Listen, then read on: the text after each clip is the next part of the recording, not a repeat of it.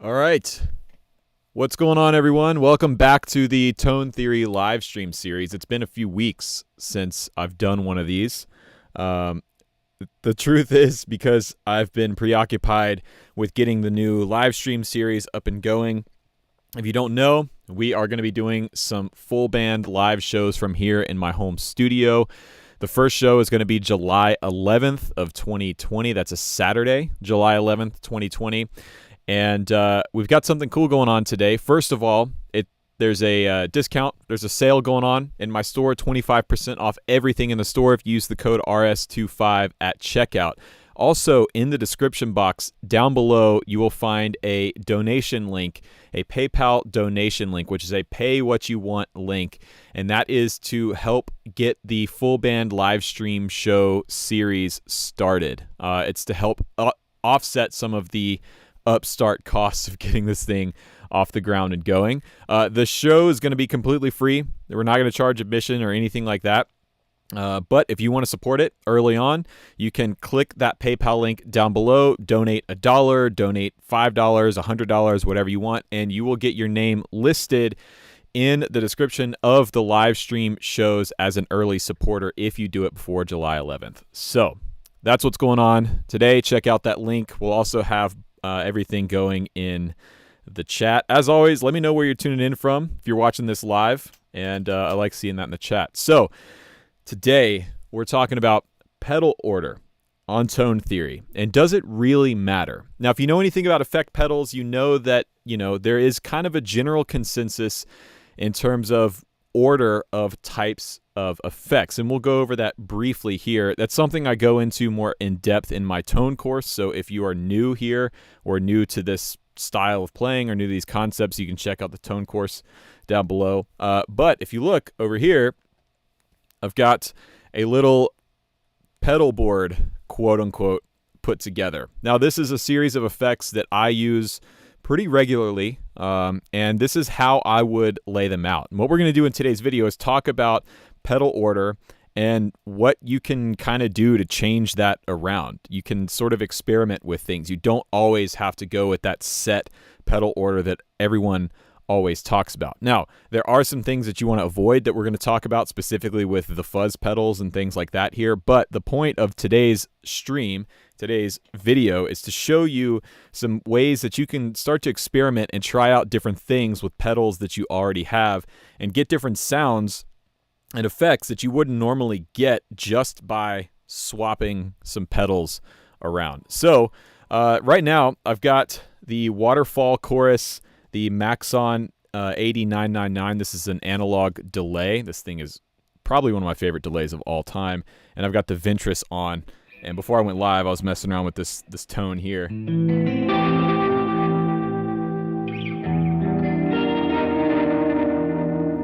It's so cool. It's definitely that, like,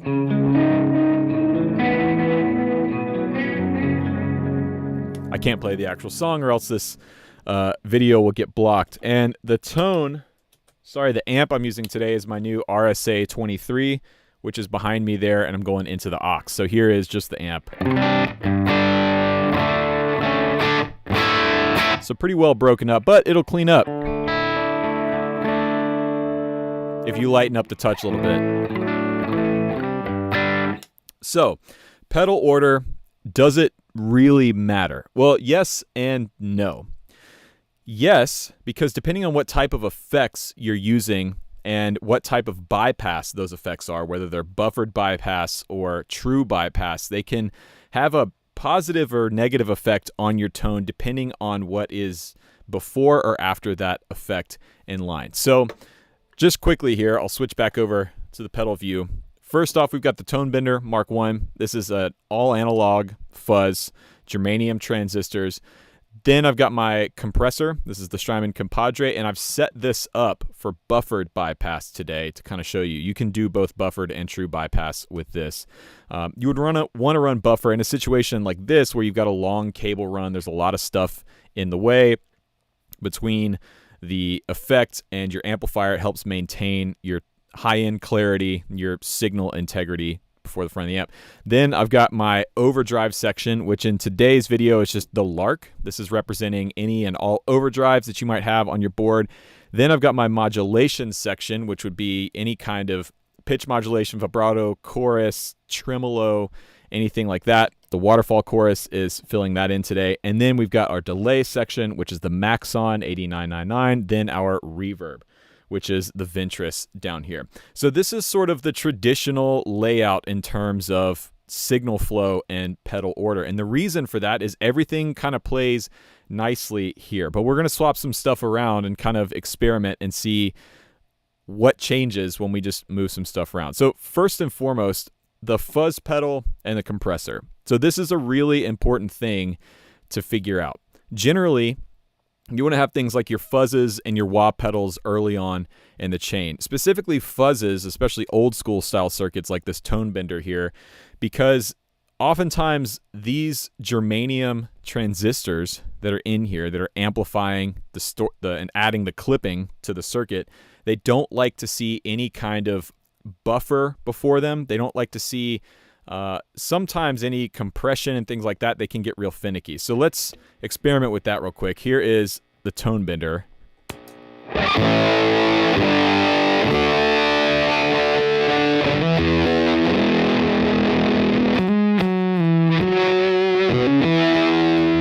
Sounds sick with some delay on it.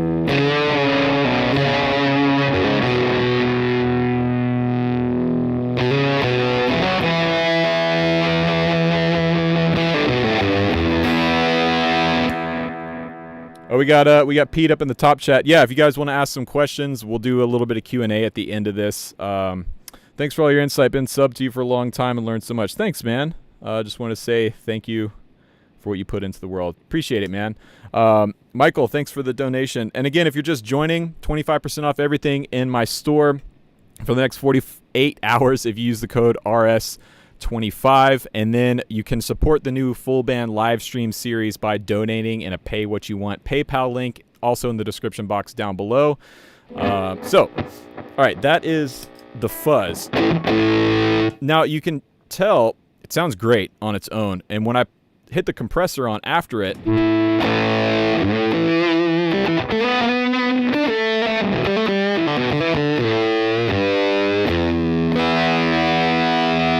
it still sounds good. You can tell it's getting much noisier with the compressor on. Like a lot noisier. But the compressor's not interacting with the fuzz in a weird way. But let's swap these pedals around. Let's put the compressor before the fuzz and just see how it affects. How having the buffer and the compression circuit before the fuzz changes how the pedal and the effect reacts. It'd be awesome if I had some kind of switcher to do this for me on the fly, but I'm working with what I got today. All right, so now we've got the compressor first in the chain before the fuzz.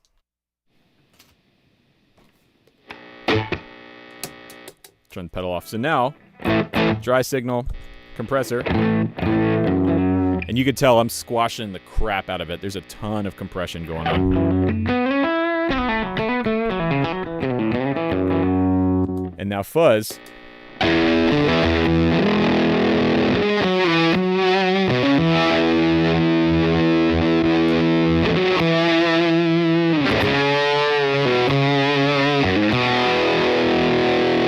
So now there's not a huge difference in the initial tone when turning the compressor on. Obviously, you can tell the noise floor has jumped a ton since turning it on.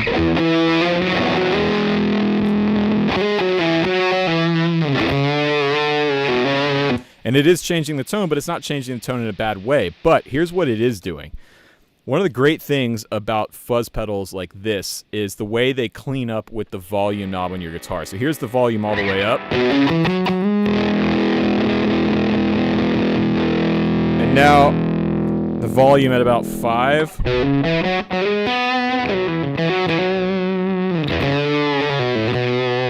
And that's great for some reverb. And if you back the volume off a little bit more, it actually makes a really cool sort of clean-ish tone.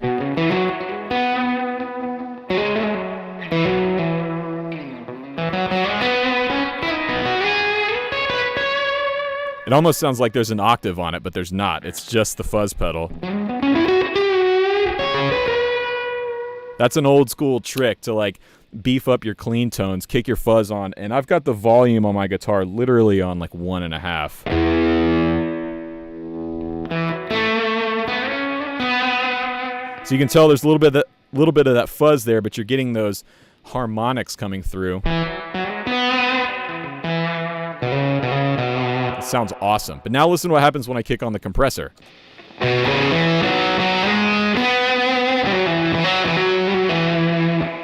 I haven't changed my volume knob on my guitar.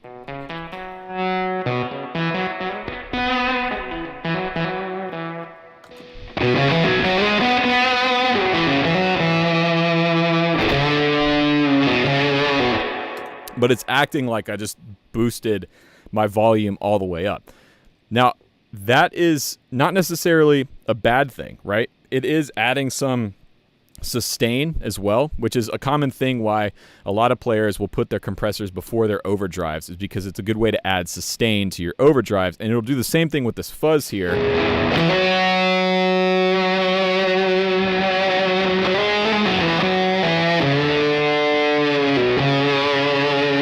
I mean, that adds a ton of sustain. So that's one of those things. I've always been told and always read to not put compressors before fuzz pedals. And then when I started experimenting with it and trying it, I actually kind of liked it. Now, that is on a completely case-by-case basis. Not every fuzz pedal and not every compressor are going to play nicely together. These two happen to work nicely. But it's something to experiment with. That is something I would actually do on my board. In this case, I would put the compressor before my tone bender, and I would use it as a way to get more sustain out of the effect.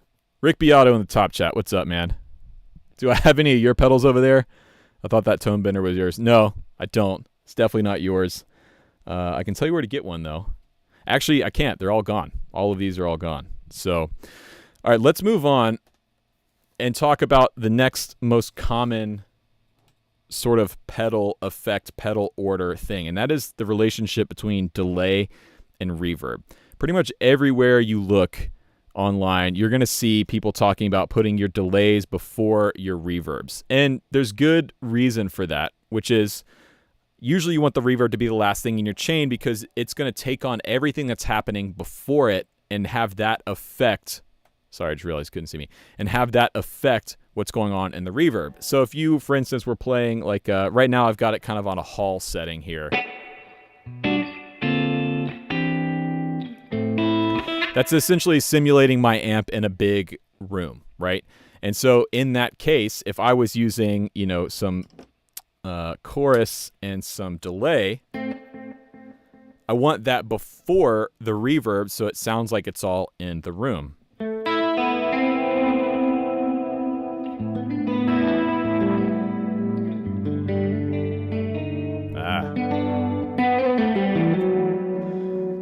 But what happens if we swap those? Now, I actually did this for years.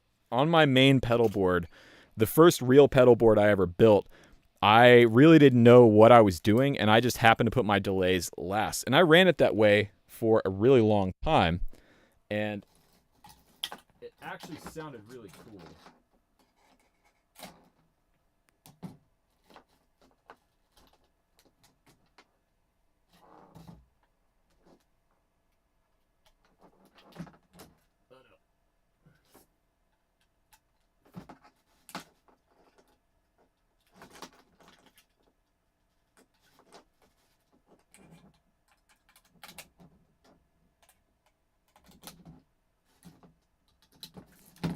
All right, so now we've got the reverb before the delay.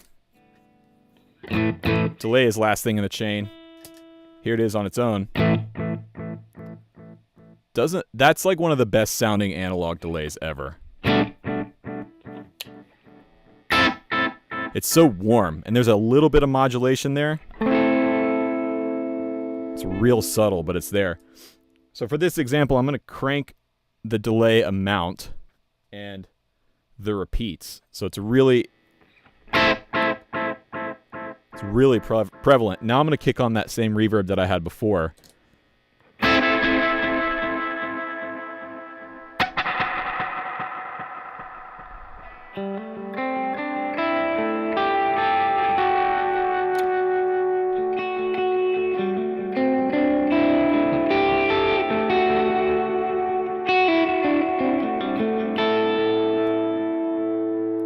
So what's happening there, the delay repeats are a lot more prevalent because they're the last thing in the chain. And they're acting the same way that the reverb was acting before, where it's taking everything that's coming into it and putting that in the repeats, including the reverb. And what's cool about this particular setup, when you're dialing in ambient reverbs, you want to use quite a bit of pre-delay. So if you listen, there's a pretty good amount of time. I think it's about 100 milliseconds of pre-delay on this. And the reason for that is to keep the reverb from getting muddy and getting washy. When you're using these long, washy, lush reverbs, it can get really muddy really fast, especially if you're playing more complex chords. And the pre-delay helps prevent that, because what's happening is it's letting the initial attack of the note come through first.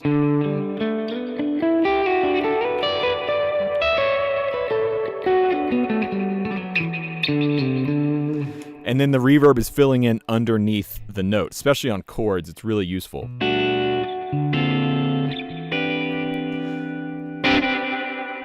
Now when you add the delay in at the end, it's almost acting as like another delay repeat.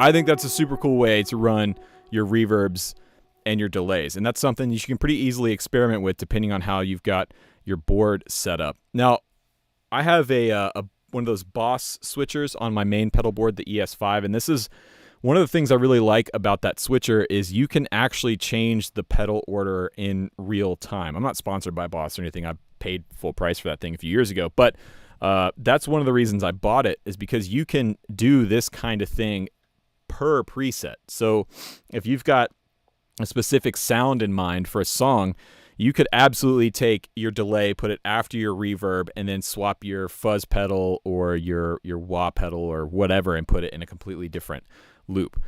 Now I don't have any wahs here currently. My only wah is broken. I need to get it fixed. But another common thing to talk about is volume pedals. Now, a lot of people run volume pedals on their board, and this is something that I'm kind of adamant about.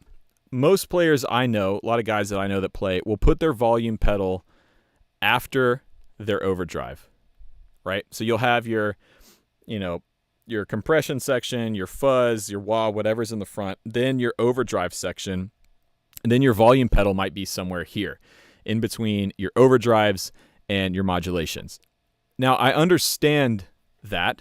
What essentially that does is it allows you to control the output volume of your signal without controlling the amount of gain coming from the pedal. In the last one of these Tone Theory live streams, we talked about the difference between volume and gain, and in that case, that's affecting pure volume, right? But the reason I don't like to do that, the reason I put my volume pedal in the front, is because I want to essentially have my volume pedal act like the volume knob on my guitar. So I talk about this a lot, especially in the tone course. One of the things, especially with fuzzes and overdrives, that's really important is being able to control how dirty or how clean it is by your volume knob on your guitar. So this is the Lark by itself going into the front of the RSA 23.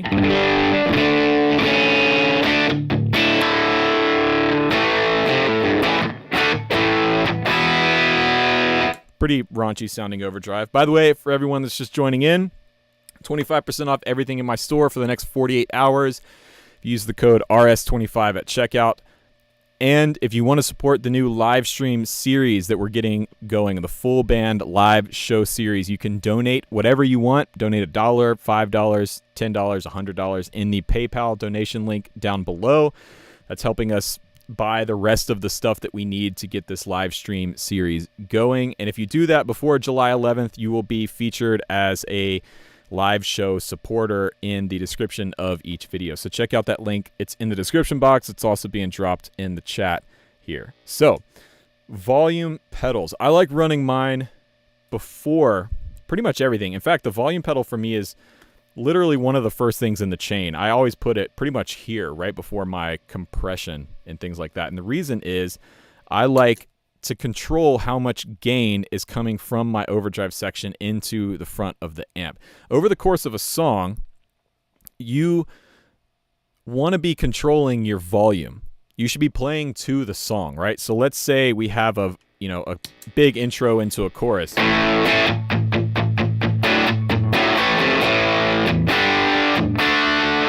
Something straight ahead like that.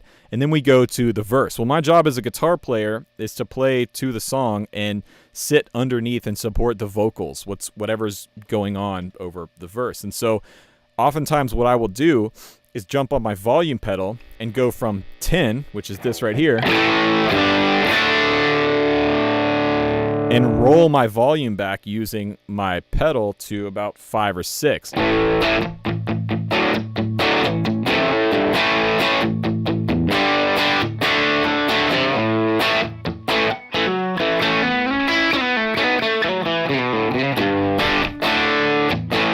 Then for the chorus, you go up.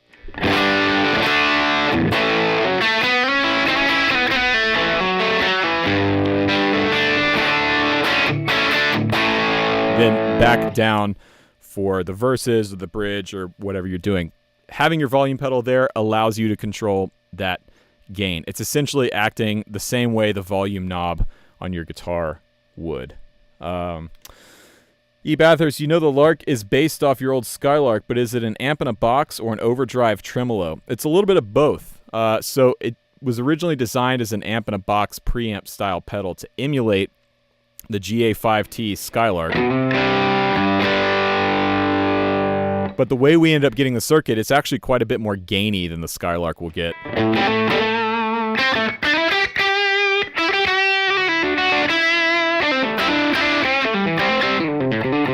And we have the tremolo section.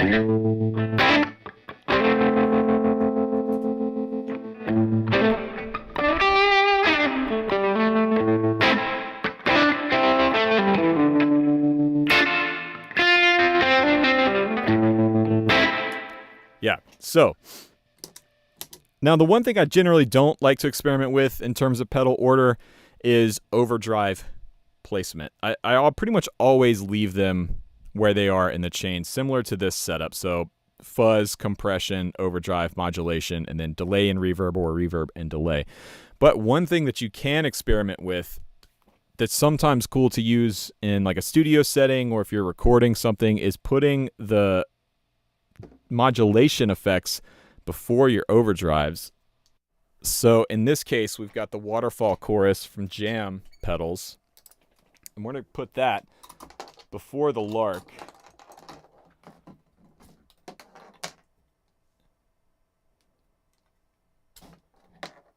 Which is easier said than done.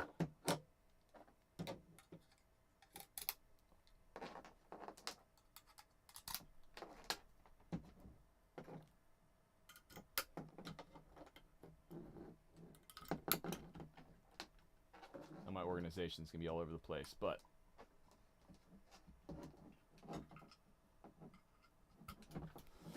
okay, so now we've got modulation before overdrive.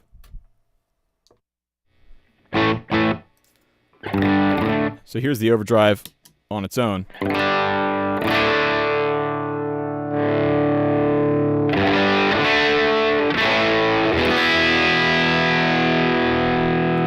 Now with the chorus in front of it.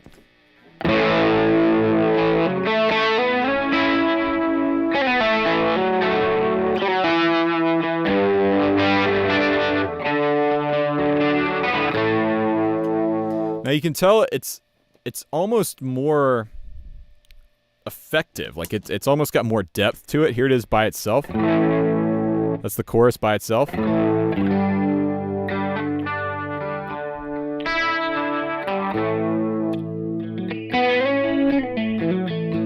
Versus with the overdrive on.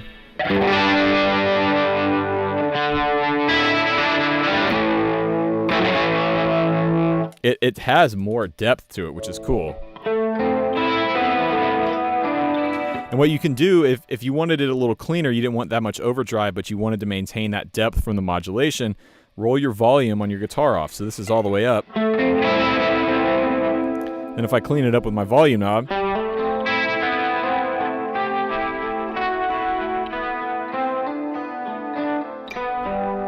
you still have all that depth and everything with the overdrive.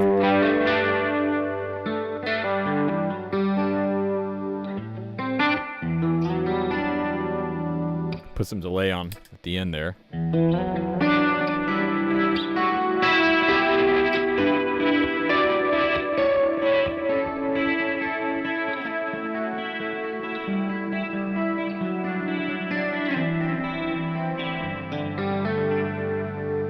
Pretty cool tone. So the point is, use these pedal order things that people always talk about, and I talk about in the tone course, right? The sort of guidelines for where to put pedals on your board and what order to put them in. Use it as a guideline and feel free to experiment. Like, these are not hard and fast rules. It's something to use as a jumping off point, as a starting point. So let's see, let's catch up in the chat here. Can the same effect be achieved with a boost pedal? You mean for the volume boost? Absolutely. So that's one thing I don't have in this setup currently, is a boost. And that's something that you can experiment with as well. And I've talked about this before in the overdrive stacking video, and I talk about it in the tone course, is the interaction between boosts and overdrive pedals and what you can do when stacking the two of them together. Generally, if you put your boost before your overdrives, you're going to get more saturation and more gain out of your overdrive pedal and not necessarily a jump in overall volume. Versus after your overdrive, depending on your amp setup and everything like that, you might get more volume, keeping the gain essentially the same. Now, more than likely, if you're playing a tube amp, especially one like this RSA 23 that I'm playing here, the amp's already good and broken up. So, oh, it sounds so good. So sending a boost into the front of that is just going to make the amp dirtier. Similar to if you're putting in front of an overdrive pedal or a preamp or something like that. But yeah, you can absolutely get that same effect with a boost pedal. You could also put your boosts, let's say you went, you know, if it was traditionally like it was before, the overdrive, then modulation, you could experiment with putting your boost after the modulations into the reverbs and delays, which would have a slightly different effect. You want to be careful, though, that it doesn't, depending on what overdrive and delay you might be using and how much boost you're using, you could clip the input section of the delay, especially some of these digital delays, and that might not necessarily sound so great. But that's one of those things. A boost you can put kind of anywhere. Put it before your fuzz. Hit the front of the fuzz a little harder. That's something that this tone bender does that's really cool, is it does this like cool compression thing, especially with these pickups, because these pickups are pretty hot. So check this out.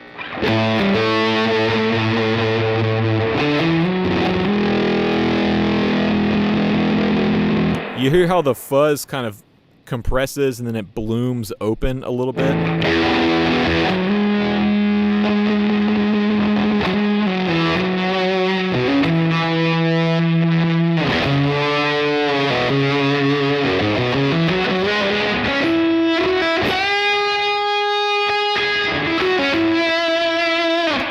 You could exaggerate that effect by hitting the front end of this pedal with a boost, slamming those transistors a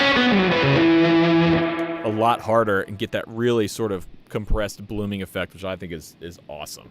Really, in fact, let's do it right now. I've got a boost here on the compadre. We'll set it to treble boost and just see what happens.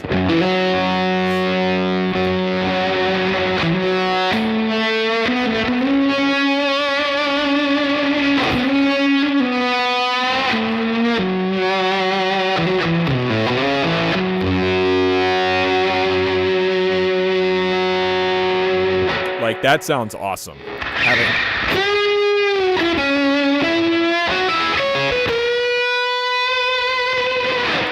And because this has a treble EQ boost on it, it's hitting the front end a little bit harder. Oh no, did I lose my... I think my camera's dead. Oh no.